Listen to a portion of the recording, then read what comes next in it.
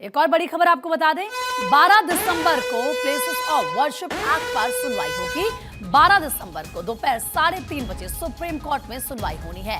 CGI chief justice of India Sanjeev Khanna की bench worship act पर सुनवाई करेगी। तो ये बड़ी खबर आपको बता रहे हैं, वर्शिप एक्ट को लेकर सुनवाई पूरे मामले में होगी, क्योंकि आप पिछले कुछ समय से देखिए जो मामले सामने आए हैं धार्मिक स्थलों को लेकर कि वो कब बने थे और किसका वहां पर राइट है पूजा करने का, इसको लेकर काफी ज्यादा सवाल खड़े हुए हैं। और अब 12 दिसंबर को प्लेसेस ऑफ वर्शिप एक्ट पर सुनवाई की जाएगी।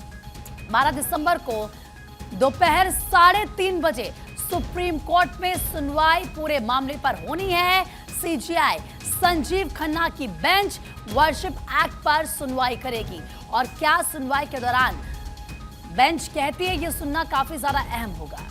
सुमित ज्यादा बातचीत के लिए इस वक्त हमारे सहयोगी फोन लाइन पर जुड़ चुके हैं हमारे साथ। सुमित, क्योंकि पिछले काफी लंबे समय से हमने देखा है जो धार्मिक स्थल हैं उनको लेकर सवाल ये उठते आए हैं कि ये धार्मिक स्थल कब बने, फिर इन पर किस तरीके से ये भी कहा गया कि कभी किसी के धार्मिक स्थल को तोड़ा गया। तो सवाल बार बार एक जगह आ जाता है कि जो प्लेसेस ऑफ वर्शिप एक्ट है उसको लेकर अपने अपने तर्क सभी जो लोग होते हैं वो देते हुए नजर आते हैं। अब इस पूरे मामले पर 12 दिसंबर को सुनवाई होनी है।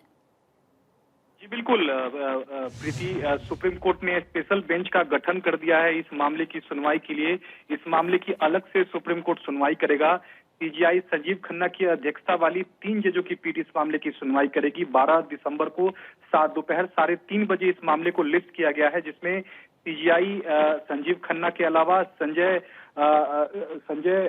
जस्टिस संजय कुमार भी हैं इस पीठ में। इसके अलावा जस्टिस केवी विश्वनाथन को भी इस पीठ में शामिल किया गया है।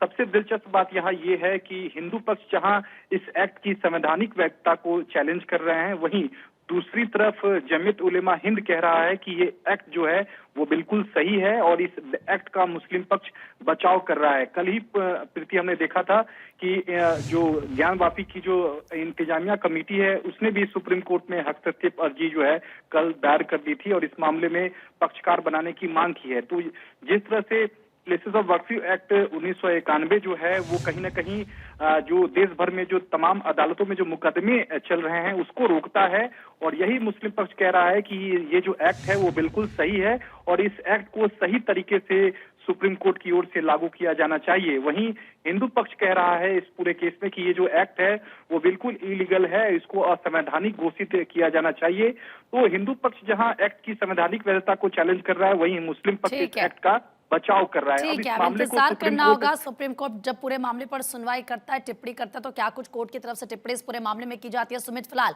बहुत बहुत शुक्रिया आपका तमाम जानकारी देने के लिए।